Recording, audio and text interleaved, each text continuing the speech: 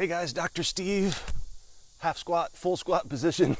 Another episode of Core Wellness TV. Today I have a good one for you to save your knees by correcting a very common foot to hip dysfunction. Case study, quick case study. Had a 15-year-old basketball player in yesterday who had a knee injury towards the end of his summer season and went to an ortho and got the instructions to simply get a brace and take some ibuprofen. That was the, didn't touch his knee, didn't even examine his knee. So there's the first problem, right? At least guys, orthos, if you're an ortho, please at least just do a 30 seconds, check the lateral and medial stability, do a quick drawer test, anterior and posterior drawer test, do a meniscus test, check the joint lines, do something. Let people know that you care, that you will touch them, okay? So that little soapbox aside, he comes in and he has three of the things that I talk about all the time inside CWI, Core Wellness Institute, and that is he had lower cross posture syndrome. He had dysfunctional movement patterns with his squat, so he had a very valgus squat, and he also had deep core amnesia, meaning he didn't know how to breathe correctly to fill up his center. He couldn't take a breath in. He was very like this. And this is a well-stacked athlete who has just been compensating. And what's happening to him? He's getting injured. But this doesn't, you don't have to be an athlete to do this and to be an athlete to have this knee stress. But here is what I found. And I'm going to show you how to correct some of the basic things.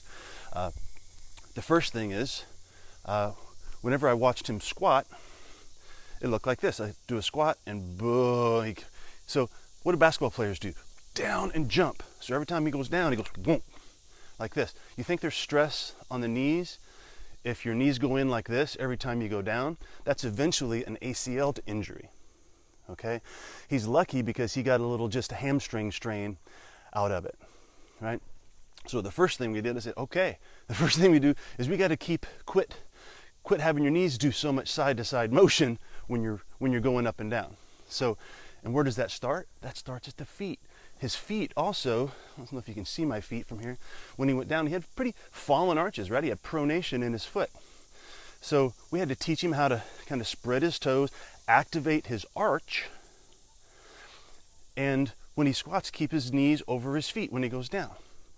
Really simple, that's a simple dysfunctional movement pattern that has to be corrected.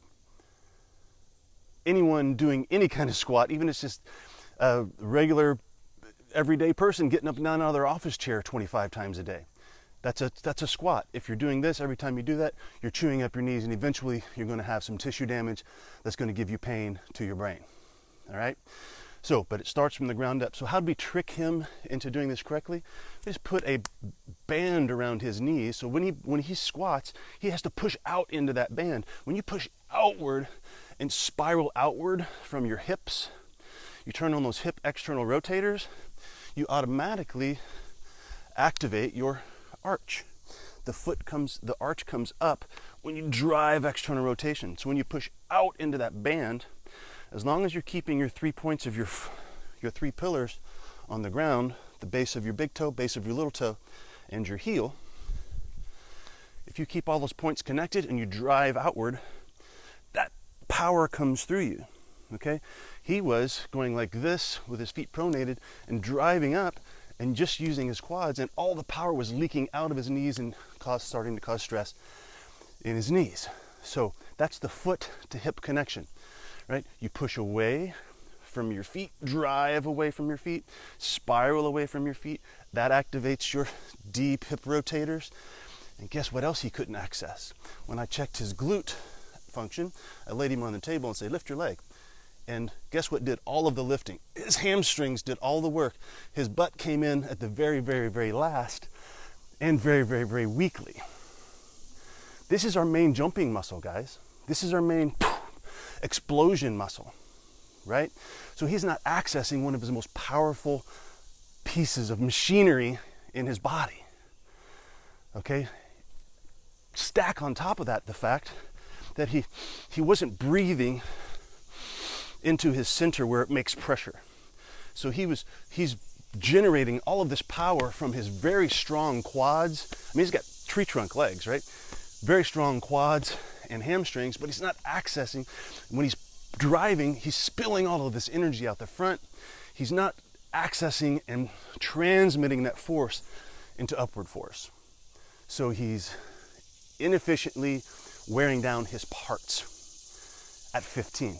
So this is going to be an injury-ridden guy down the line if he doesn't fix some of this stuff. Same with you. So that's the basic thing today is, so it's lower cross syndrome, right? Fixing the lower cross. This is cross posture syndrome. This is what I teach in the Core Wellness Institute. We have the whole reverse CPS now course.